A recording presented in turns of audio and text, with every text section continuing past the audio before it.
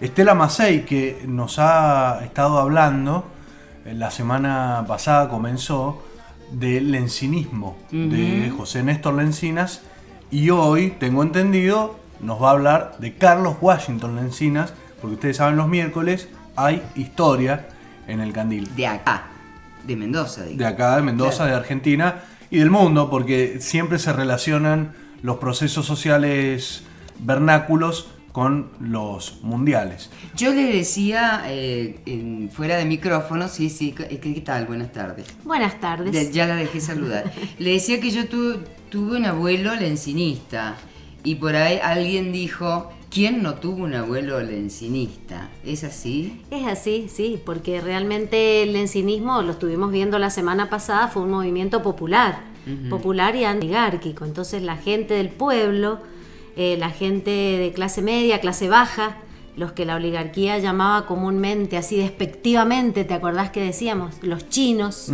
la plebe, la clase baja y la clase media también, lo amaban realmente a Lencinas, al padre, y después al hijo, que fue su continuador, ¿no? Bien, ¿usted va a hacer un resumen de lo que habló la semana pasada? Hemos estado hablando de José Néstor Lencinas, pero Estela seguramente nos puede recordar cuáles son los puntos importantes para después Porque hoy... yo no escuché la semana pasada, muy tiene mal, menos titulares. muy mal ella. Bueno, sí, decíamos, primero definimos un poco el lencinismo como un movimiento popular y antioligárquico. Explicamos que nació acá en Mendoza junto al radicalismo a fines del siglo XIX, y después se fue abriendo, se fue separando y terminó al final ya directamente enfrentado con el lencinismo, con el radicalismo nacional. Bueno, que los dos líderes, el primero José Néstor Lencinas y después su hijo Carlos Washington, ambos llegaron a ser gobernadores de Mendoza e inauguraron una nueva forma de hacer política. En primer lugar, darle un aspecto de digamos, problemática social. Se preocuparon por lo social, por la gente de la clase baja, por los olvidados hasta ese momento, por la gente que no tenía ningún tipo de participación política, pero tampoco tenía, digamos, ningún tipo de posibilidad económica. Bueno, se preocuparon por ellos, y su forma de hacer política fue con ellos, acercarse a la gente, hablar su idioma, cosa que era vista con horror y con desprecio por la gente, por los opositores desde ya, y a veces hasta por los mismos de su propio partido, ¿no? ¿Y ellos provenían de familias oligárquicas? Sí, justamente sí. Pensé que me ibas a decir de la clase baja. No. Los Lencinas venían de San Carlos, de una familia bastante pudiente, con campos, con tierras, ambos eran abogados, pero no se subían a su pedestal doctoral, digamos, bajaban al pueblo, hablaban su idioma, hablaban el idioma de la gente. Gobernar para esta gente significa prácticamente, en hechos concretos, dar por lo menos un límite a las horas de trabajo. Exacto. Leyes sociales, es decir, no era ni asistencialismo. No, de ninguna manera. O sea que Lencinas, lo que él hablaba antes de ser, cuando llega al gobierno en 1918, lo pone en práctica. Llega gracias a la ley Sáenz Peña. Exacto, cuando se pone en práctica, en funcionamiento la ley Sáenz Peña, por primera vez en Mendoza, en 1918, el primer gobernador elegido democráticamente por el pueblo de Mendoza es José Néstor Lencinas, y va a hacer leyes, y una obra muy importante, hablamos que le dio a la gente, fue un cambio cultural. Le dio espacio público, ocuparon los lugares que antes eran reservados solamente para la oligarquía.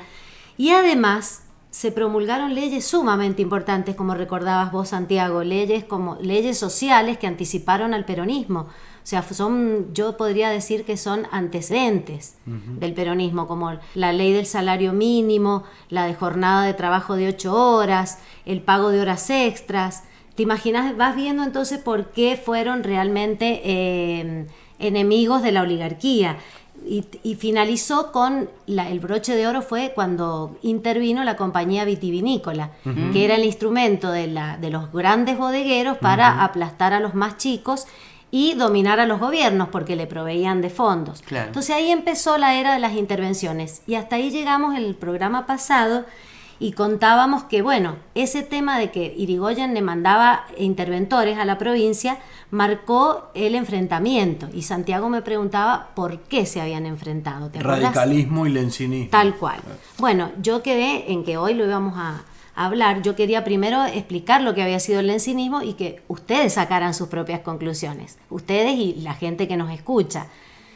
Yo te cuento que los historiadores, y yo coincido bastante, dan 3 causas por las que se separaron. La primera me parece la más importante a mí personalmente, que es la cuestión política. O sea, el radicalismo y el lencinismo en el comienzo nacieron por la misma razón, o sea, tenían los mismos objetivos, que era la ley electoral. O sea, hacer que el voto fuera libre, secreto, que se democratizara políticamente el país. Pero a poco andar empiezan a diferenciarse, porque Irigoyen era más moderado, más legalista, él hablaba de una convivencia pacífica con la oligarquía. Lencinas no, Lencinas era más al estilo de Alem, él era más revolucionario, era una persona que estaba decidida a alterar profundamente el sistema político y social mendocino. Él quería romper con la oligarquía directamente. Esa yo creo que es la máxima diferencia. O sea, pasaba a nivel nacional también, porque se fracturó un poco el radicalismo a nivel nacional. Cuando vos decís Alem, había un enfrentamiento. Alem tenía una mirada y los otros radicales, que eran, digamos, más cercanos a manejar el poder y ser dueños del poder, no consideraban que interviniera el pueblo. Ya habían dejado que se practicara el tema del voto y no podían dejar que se empoderara más el pueblo, ¿no? Claro, de todas maneras, viste que desaparecido Alem, el poder del partido lo va a tomar Irigoyen. Entonces, claro, era lógico que se produjera una separación con Lencinas.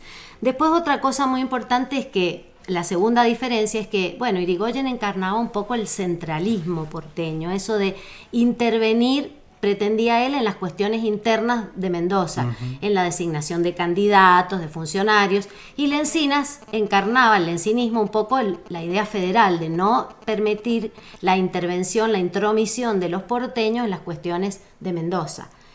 Y la tercera razón es una cuestión más personal, que bueno, no es tan importante, pero tiene que ver, que es una cuestión de personalidad.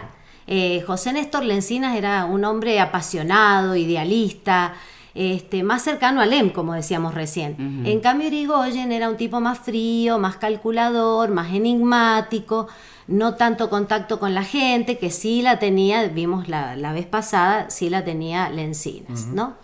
Bueno, esas serían las grandes diferencias, lógico, al estar los dos en el poder es cuando van a saltar las diferencias y va a terminar con un enfrentamiento total. Cuando muere José Néstor Lencinas, la provincia fue intervenida hasta el año 22, en que se hacen las nuevas elecciones y va a ser elegido el hijo de Lencinas, que es Carlos Washington Lencinas, que era el que habíamos quedado de hablar un poquito hoy. Sí.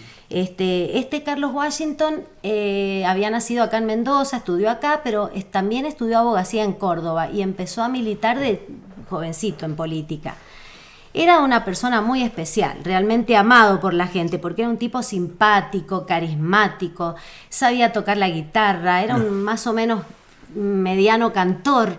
Así que bueno, él, igual que el padre, le gustaba mucho recorrer la provincia, ir rancho por rancho, casa por casa, meterse, hablar con la gente. Si tenía que comer, comía, si tenía que almorzar 8 veces en un día, lo hacía, pero él no despreciaba a nadie, charlaba con la gente, tenía muy buena memoria, se acordaba de los nombres, de los parientes, de los problemas de la gente, entonces eso lo acercaba mucho a la gente.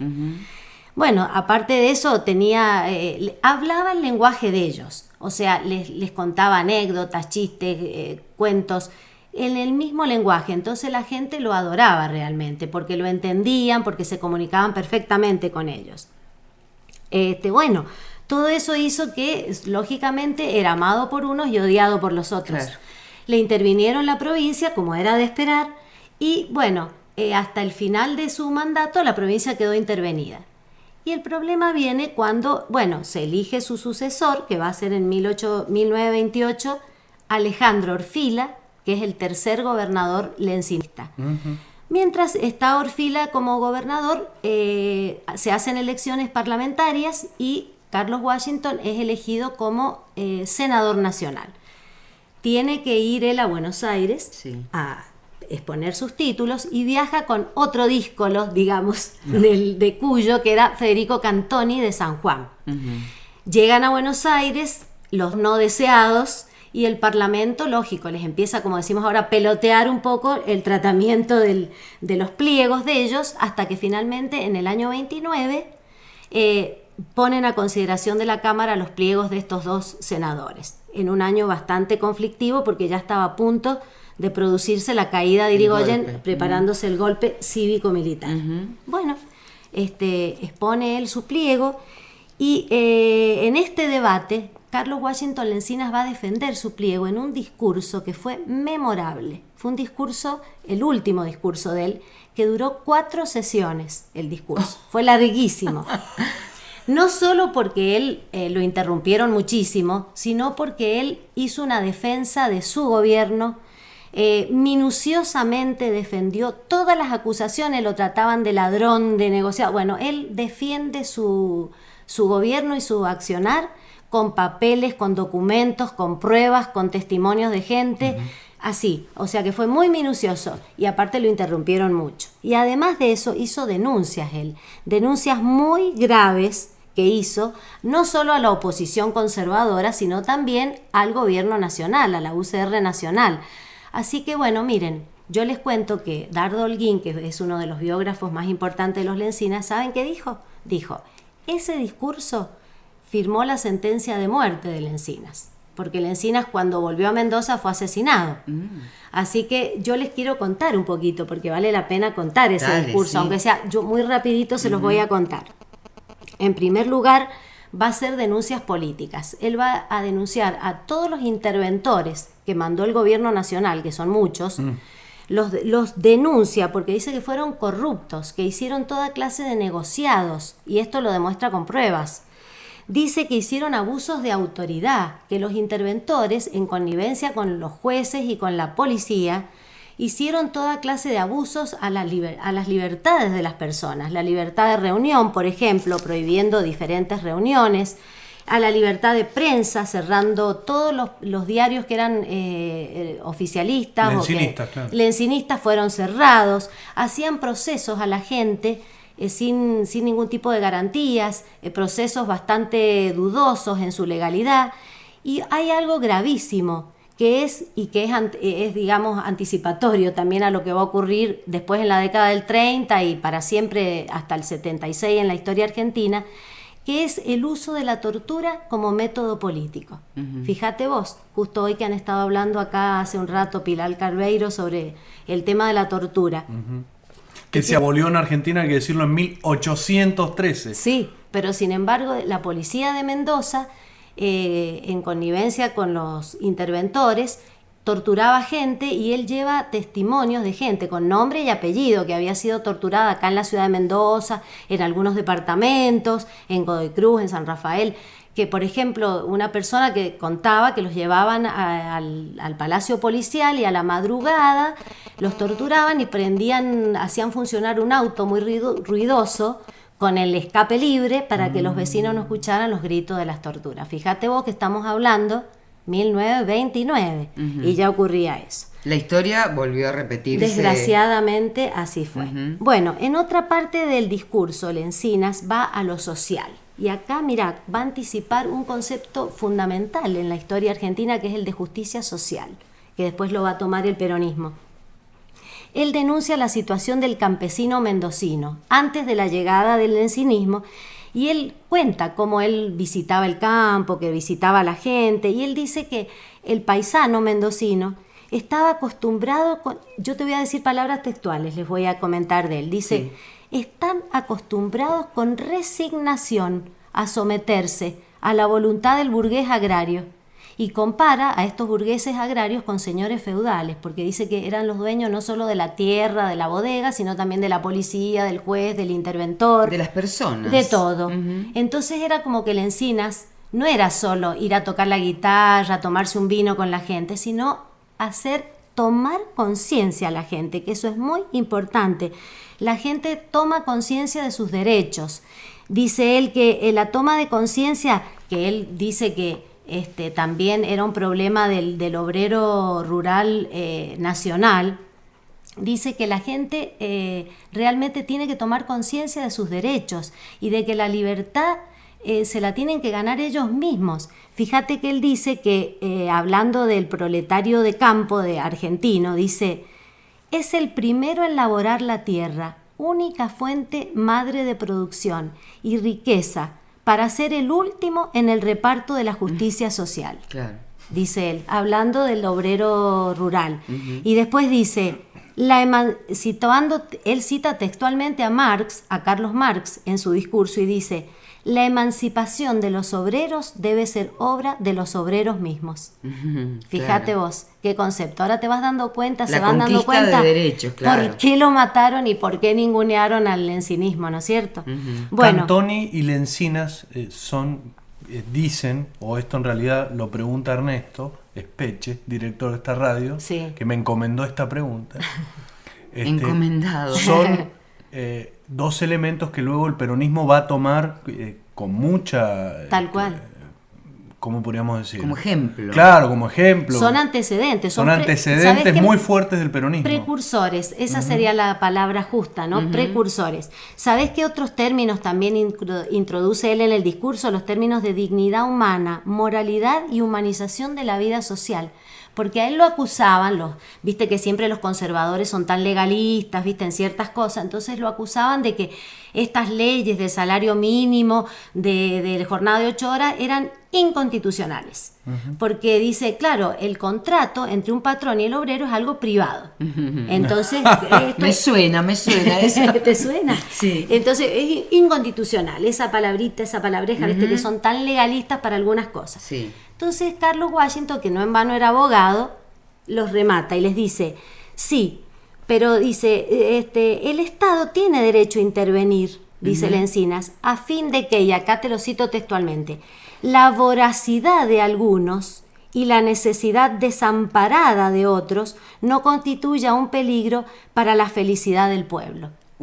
Fíjate vos, los patrones voraces y los peones desamparados. O sea, ¿qué contrato en igualdad de condiciones se podía establecer? ¿Ya estaba la figura del peón Claro, en esa época? Claro, el peón, el obrero rural, que él dice que... Pero no el estatuto, el No, peón. no, el estatuto, no. Me refiero a la figura, la palabra peón ligada al trabajador rural. Sí. Él le llama el paisano, el obrero, y dice que el paisano de campo tiene menos posibilidad de organizarse que el paisano rural, Claro. por eso que el paisano urbano, por eso él, el obrero urbano, por eso él le interesaba tanto el campo, ir al campo, hablar con la gente, aparte de que él era muy criollista, ¿no? Sí. El hecho de que era como que había un gran desamparo en esa gente, y por Claro. eso él considera que el Estado tiene que intervenir. Claro, porque el obrero urbano está concentrado en un lugar más pequeño, habla con sus compañeros, puede Claro. hacer un sindicato. Más fácil defenderse. Más fácil defenderse, en cambio el obrero rural está como más desligado de sus iguales. Claro. Claro, digamos así. aparte la concepción de ciudadanía de un trabajador rural debe haber sido algo como muy alejado para un peón que era tratado como parte de la propiedad. Exacto. Cómo se tratan hoy, hay Claro, que decirlo, claro. en Claro que muchísimos lugares. Que viven hacinados, que Claro, que no saben no sus conocen derechos, no claro. conocen sus derechos y no saben que, como les decía Lencinas, el dueño de todo no es el patrón. Ellos tienen libertad y la tienen que poner, tienen que ser conscientes de eso. Eso es lo que él quería que tomaran conciencia. Por eso él dice, bueno, es inconstitucional, sí, pero el Estado tiene que defender la dignidad humana. Es un deber moral del Estado hacerlo. Bien, tenemos que ir redondeando. No Bueno, sé si mirá. lo dejás acá porque queda mucho más. No, te cuento que el pliego fue rechazado, que Lencinas volvió a Mendoza, a pesar de que le habían dicho que lo iban a matar, porque se lo dijeron, le dijeron que lo iban a matar, y él lo que hace es volver igual y mandar un telegrama a Lencinas, responsabilizándolo por su seguridad. Por eso después... A Irigoyen, el telegrama. A Irigoyen, sí. Sí. Bueno, vuelve a Mendoza, llega a la estación de acá de la calle Las Heras y lo esperaba una multitud. Más de 5.000 personas están aguardándolo ahí y hacen una caravana por la calle Perú, Necochea, hasta que llegan al Círculo de Armas, que era un club que estaba ubicado en la calle Patricia Mendocinas, llegando a Gutiérrez, frente a la Plaza San Martín, donde hay un banco ahora, ahí estaba. Bueno, esa casa tenía 2 grandes balcones y la multitud se agolpa ahí. Lencinas sale al balcón a hablarle a la gente con otros correligionarios y viene un hombre desde la calle Gutiérrez gritando ¡Viva la Unión Cívica Radical! ¡Viva Irigoyen! Entonces sale alguien a interceptarlo y se escuchan unos tiros y ya se arma una desbandada, y cuando Lencinas se agacha para saludar, darle la mano a una persona, cuando se endereza suena un tiro y le pega le pega un tiro en el corazón, o sea que lo matan instantáneamente, no llegaba a los 40 años. Era noviembre. O sea, era un tiro certero, ¿no? Certero, una al corazón bala. le dieron, sí, no fue una bala perdida. Y bueno, a pocos días de cumplir los 40 años. Así que bueno, se culpa, muchos culparon a Irigoyen de esto, no hay pruebas de esto, lógicamente, se dijo que había sido un hombre, después dijeron que no, bueno. Quedó todo ahí. A partir de ese momento, ya en el 30, viene el golpe cívico-militar y un poco se diluyó todo con la desaparición de los líderes, y aparte porque sabemos que la dictadura en el año 30 no permite ningún tipo de actividad política. Así que como el lencinismo era un movimiento de base, digamos, de gente de clase baja, de la gente común, de trabajadores, de trabajo, ¿dónde se van a encauzar todas estas personas? Algunos al Partido Comunista y la gran mayoría se va a introducir al peronismo. Con la aparición del peronismo se encauzan todos los lencinistas. Pero el lencinismo desaparece un poco de la historiografía oficial, de los diarios de la época, no aparece. Queda en esos... Mira, yo les he traído, para redondear esto, para terminar... Creo que ya no tenemos tiempo ni para el redondeo. Bueno, ¿Querés que lo dejemos para la próxima? No, mira, porque me parece que es muy rica esta historia. No, del te lencinismo. cuento que la gente decía, por ejemplo, como Carlos Monbruno Campo, que decía: el cerco de Sina a Sina con que yo adorno mi casa, solo un amigo lo pasa, Carlos Washington Lencinas. Qué bonito. O el grito, yo te voy a terminar con el grito que debe haber hecho tu abuelo y que me contó mi papá, que vivía en Barriales, que la gente de campo gritaba, con perdón, ¿no? Pero lo voy a decir: ¡viva Lencinas, mierda! Claro, carajo. Carajo. Bien, nos reencontramos en la próxima.